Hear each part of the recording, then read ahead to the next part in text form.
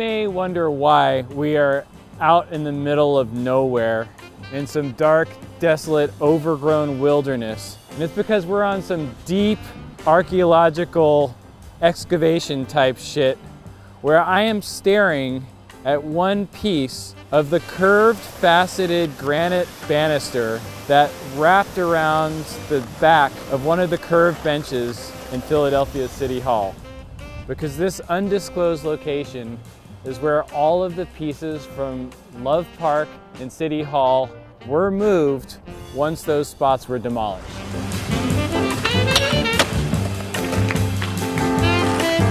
So deep in this thicket, you can see on this giant slab of stone where you have the marks of a skate stopper, which means that this is one of those City Hall benches that went along that corridor as you headed towards the stairs.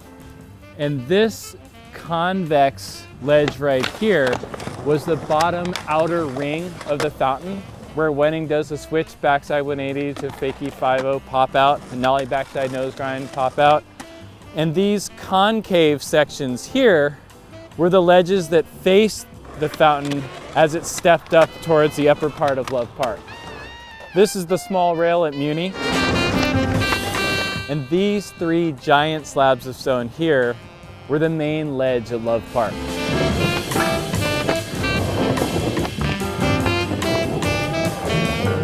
And all the rest of these piles of thinly sliced pink and gray granite are the paving stones for 20% of Love Park's flat ground.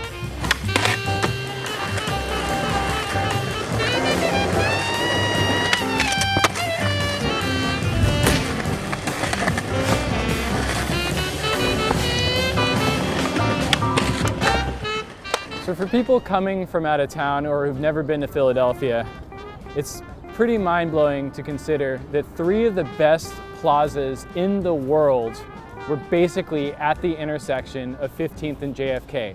Where we are now is Love Park. Catty corner to us was City Hall Plaza, Dilworth.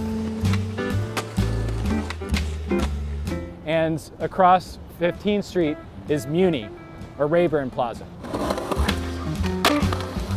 And of course, this is Robert Indiana's famous Love sculpture, which, after it was installed in 1976, was what this plaza, originally called West Plaza, was named after. And all 3 of these plazas were a large-scale urban redevelopment project overseen by Edmund Bacon and designed by Vincent Kling. Love Park was built in 1965, Muni was 1964, City Hall Plaza is right around the same time. These projects were designed to showcase and clear the space around Philadelphia's historic City Hall.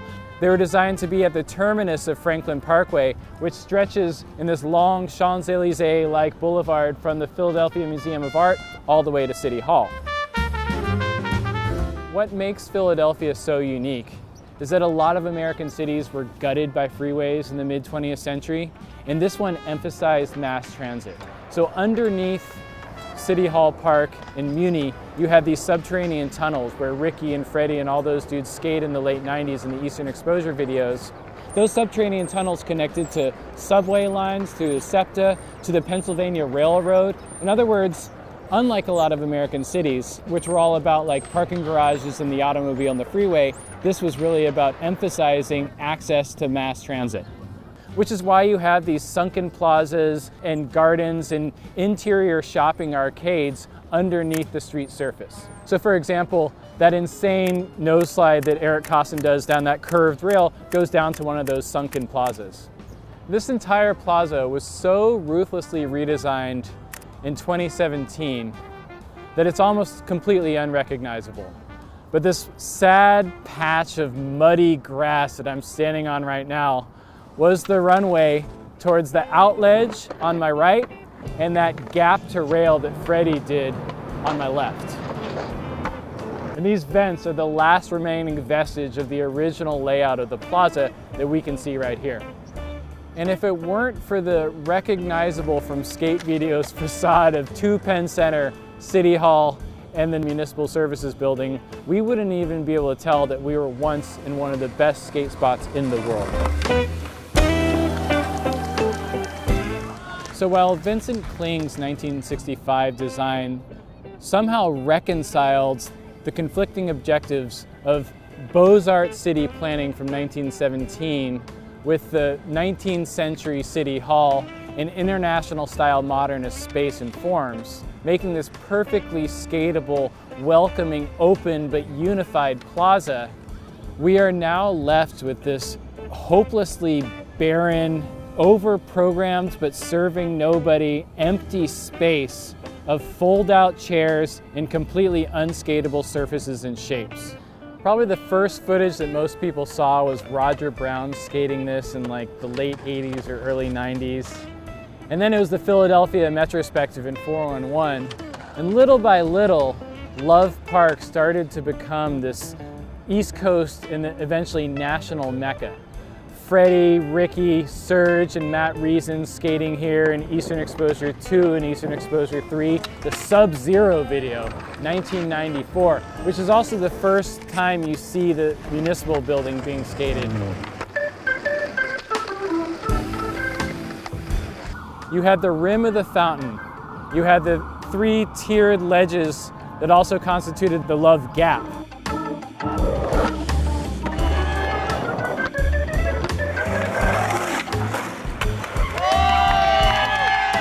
Then you had the upper part of the plaza where you had rows of high granite ledges in this L-shaped configuration. You had out ledges on each end of the plaza. You had a big set of stairs with a crack in front of it leading down to the bottom of the fountain on one side. And then at the very top, you either had a low to high ledge with the lip that Ricky did a backside tailslide on, or you had a over hip high ledge that Stevie Williams amazingly did a switch frontside noseslide on. And as if the pre-existing plaza itself wasn't good enough, those tiles could also be propped up so that you could have like a bump over a can. I think Ricky probably had the first footage propping up those granite tiles for tricks over cans. And that's also in 1999 where Josh Kalis did that amazing 360 flip over a can. And at the moment when, after Embarcadero, skateboarding as a whole is starting to reconsider inner city skateboarding, Philadelphia's Love Park all of a sudden put East Coast skateboarding on the map. This wasn't like the Banks, this wasn't an old school 70s and 80s spot. This was a modern, updated, high ledge plaza with almost everything you would want to skate.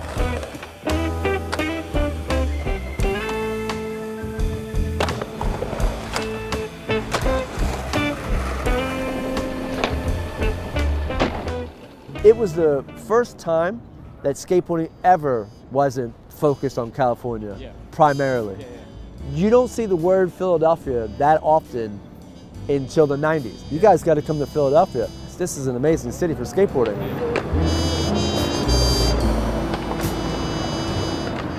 In the late 80s and early 90s, it was about skating the entire city. Like if you talk to like Tommy or Mike Archimedes about San Francisco, they wouldn't go to Embarcadero. They're skating hills.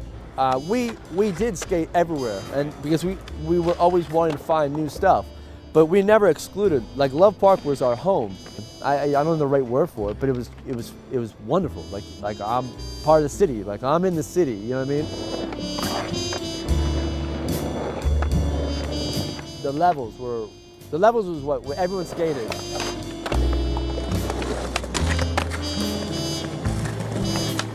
The upper level was skated prior. Matt and the Pittsburgh dudes are the ones who started skating the top level on the more regular real basis. I mean, obviously Roger has like an old board slide photo that's one of the first ones ever. Right. But back then we had to learn. Everyone was learning, and it's a lot easier to learn something this high than this high. Right. You know what I mean? A lot of dudes who came from here, a lot of their first 10, 15 photos, most of their footage is literally all of them in SF or in LA, and I was like, man, you know what I mean? Yeah. We didn't want to do that. Why would I have to leave somewhere I know is incredible? And it turned out to be that Philadelphia is incredible, and what we did is what we did, and then you had Stevie and those dudes doing what they did right at Succession. Then it got so good that we got like all these dudes, like Wenning and like just dudes like Papa, all these amazing dudes wanting to come here instead of New York. I mean, in a way, I know it sounds kind of weird, but it was like a win for Philadelphia.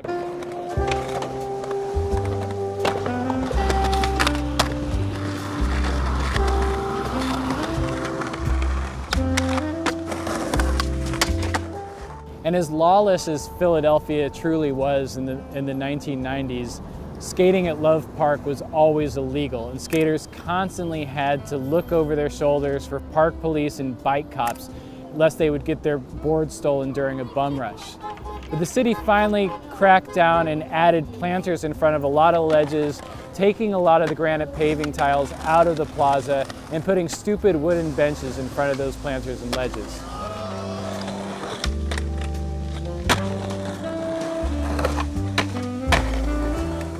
In 2008, when the Phillies won the World Series, those wooden benches ended up in the fountain. And while there were dumpster fires literally in the street, the skateboarders started to take the plaza over. And for the last 8 years of the park's life, it had a real resurgence. The next generation of Philadelphia skaters really started to embrace this plaza, not just because of what it offered, but also what it represented to the history of skateboarding on the East Coast. That's when you start to see this new generation of videos popping up, all featuring Love Park.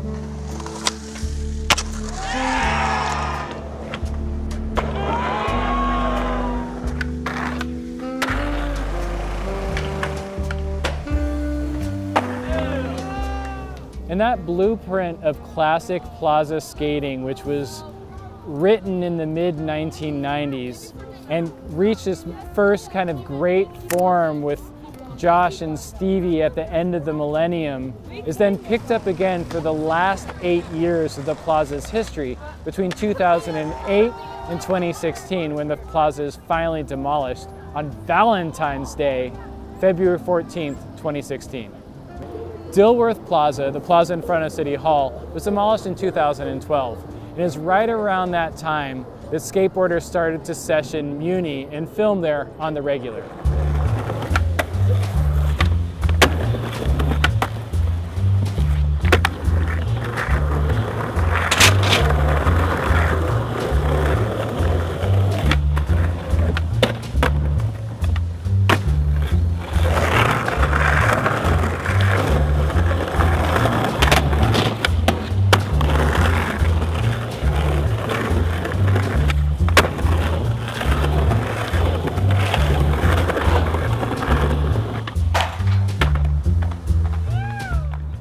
This is Vincent Kling's 1964 Municipal Services building, designed in a kind of late modernist style that is very similar to other buildings with great skate spots in front of them. Beneficial Life Insurance Company, or Jaquan, very similar design as this one, where the building is set back within this raised platform-like plaza. And again, the point with this entire complex was they didn't want to compete with City Hall. So City Hall's tower is 548 feet tall. And during the 1960s, Edmund Bacon had what they called a gentleman's agreement that no building surrounding City Hall would be higher than this tower, which is why this area is surrounded by these squat little skyscrapers that don't surpass the height of City Hall. It's also one of the reasons why you have these wide open plazas. And the original design of all three plazas combined white granite with pink granite interlocking squares and rectangles, so it looked like this sort of like chain link. And those colors actually look all the way back to the colonial beginnings of Philadelphia, with these Georgian or federal style buildings with delicate white Georgian neoclassical accents on the facade. And the earliest footage probably filmed here was Fred Gall's opening line in the Sub-Zero video, where he ollies up one of the benches and heel flips over the can. In the same video, Serge Trednowski ollies one of the stone banisters at the base of the building. You have Jack switch backside nose grind 180 across the whole bench in like 2003. And this kind of stands as a testament to how incredible Philadelphia's plazas were. Muni, which would be the shining star in any other city's crown of skate spots, offered the least for Philadelphia skaters. It only had benches, a handrail, and flat ground. City Hall and Love Park had way more. But when City Hall got eliminated, all of a sudden Muni became much more appealing to local skaters.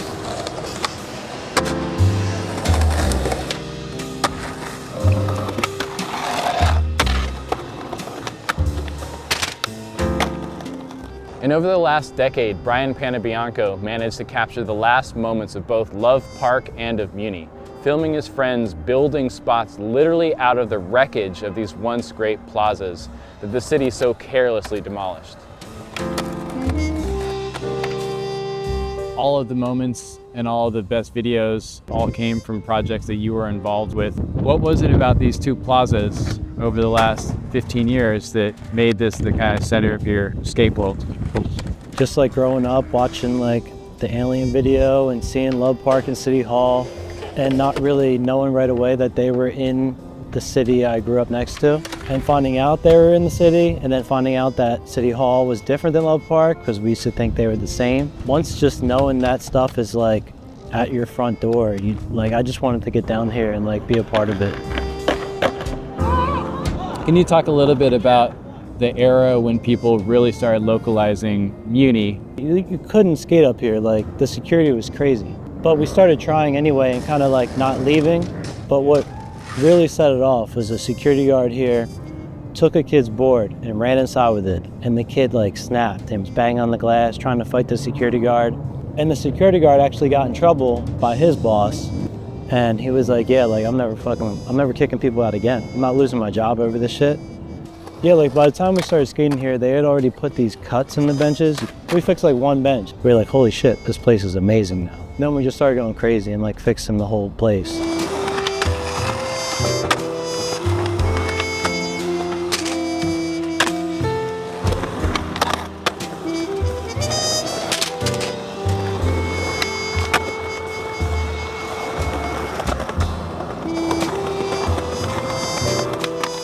Like, this is incredible.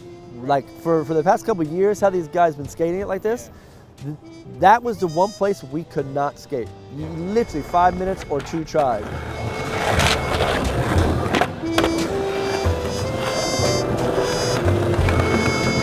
And you were there to capture those last few days of love. You know, even with your cousin like skating the foundation and skating the top of the garage once the grant's been pulled away. Why it was so important to capture that moment? Well, first of all, like filming at Love and filming at Muni, it's hard because so much stuff has been done. It's kind of like you're repeating things. Yeah. But then they start tearing apart the plaza. Yeah, it's sad, but it's like never been easier to film at. So like at Love, they tore up all the levels, but then left them all like crooked, and it was like this obstacle course. They did it to try to like stop us from jumping in the fence because they like caught on. And then Muni was like, they would dig up all the tiles and then stack them up, and then we would just use their pallet jack to like relocate them and move them around and butt them up against each other and make ledges. We like did our best with what we had, you know, at the time.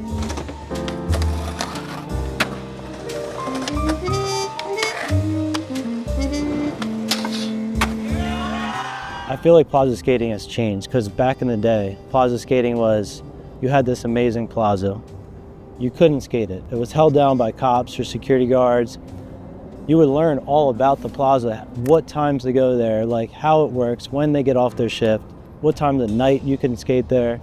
Now it's like plaza skating is like, you have this spot. You could just come anytime, meet your friends. You don't even have to call them, which is awesome. And I'm glad it like became like that. But originally it was like 3 of your friends hoping to get 5 minutes at an amazing spot without getting kicked out. Yeah, we were just trying to just keep it going, like keep the legacy going, like not outdo it, but just keep it going and have it look the same and have it have the same feel. And maybe the younger generation can like kind of see that and then want to do the same thing, and it could keep going. And then the older guys that lived the original one can be like fans of it and be like, wow, that's sick that those guys are like still doing it like that.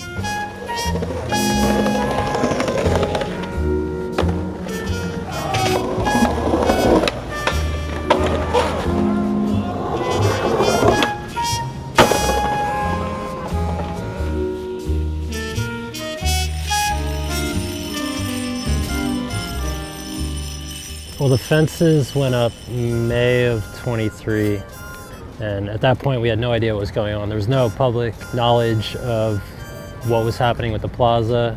We just knew it was time. The fences were up and it was going to be torn down. So within a week or so, I was able to find the project manager on site.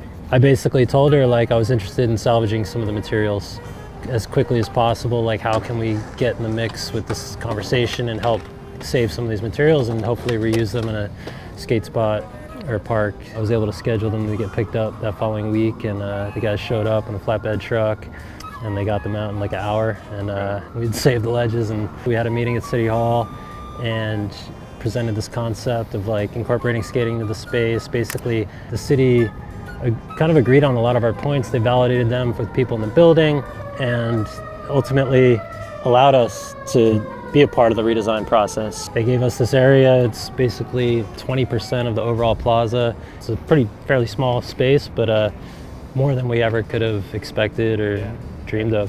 Originally, the city within their budget didn't have the money to do granite ground. They told us that pretty much straight off the bat.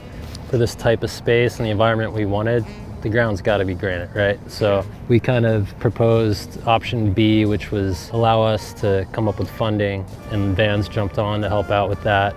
So once we had that, we really felt like the ground should be white granite, because Love, Muni, City Hall all had this white granite ground. And we've also got a City Hall bench here as well, original City Hall bench. We've got a mix of all three plazas, and then the ground ties everything together. So the notches were cut in the early 2000s after the ban in Philly for skating downtown happened. I realized sometime around probably the last time you skated them, the undersides of the benches were perfect. So when we got these off site, we realized we could actually flip these over. So now you have brand new granite slabs and you can skate both sides, back like it was mid-90s. Just now you can actually skate them every day and not get kicked out.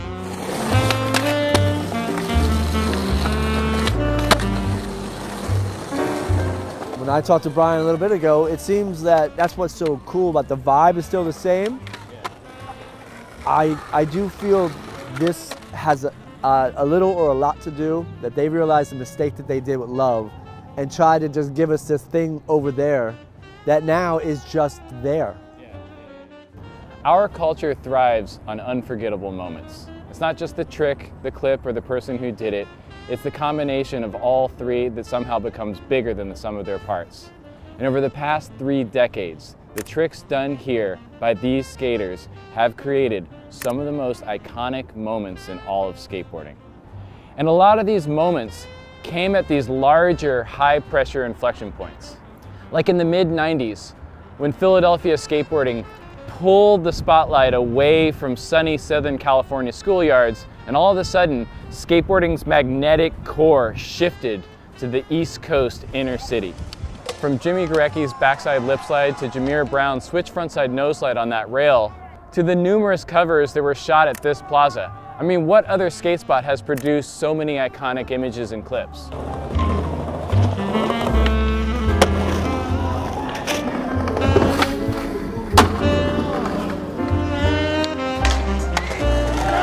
And it's also about the filmers, from Dan Wolf to Bill Strobeck, Josh Stewart to Chris Mulhern and Brian Panabianco. It's about building your entire skate universe out of your immediate friend group and community. Places come and go, classic eras get embalmed on film, and the history of skateboarding remains this: we make gold out of the shit that society leaves behind. And it's for that reason that Philly's skate scene has always burned a little bit brighter.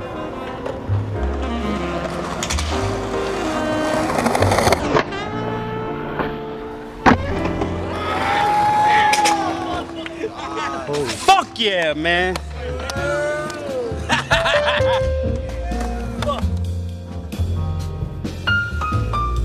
So this is Your Move, a 1996 public art installation by the artists Daniel Martinez, Renee Petropoulos, and Roger White.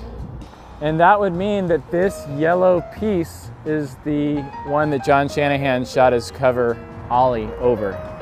I'm not going to tell you where this is, and trust me, you wouldn't want to come here. It stinks here. I really hope that the city finds some way to bring these things back, because not only are they great works of art, but they're still skateable.